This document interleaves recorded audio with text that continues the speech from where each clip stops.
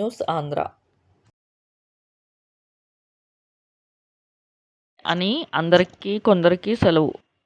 కొందరికి ఎర్ర జెండాల కార్యక్రమం, కొందరికి జీవన పోరాటంలో దొర్లిపోయే ఒకరోజు. అంతేనా? అంతకు మించి ఏమీ కాదా? కార్మికులతో మాత్రమే దానికి సంబంధమా కాదా? ఇది కేవలం శ్రామికుల పండగే కాదు, మనుషులందరికీ పండగే. మేడే అంటే ఒక ఆశ, మేడే అంటే ఒక శ్వాస. మనుగడ కోసం, భవిష్యత్తు కోసం నెత్తుటి మనుగడలపై సాగిస్తూ బిగించిన పిడికిలి.